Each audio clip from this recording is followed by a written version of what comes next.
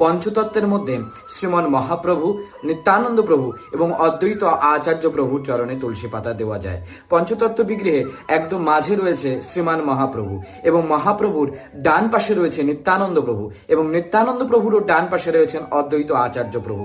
এদেরই একমাত্র চরণে তুলসী পাতা দেওয়া যায়।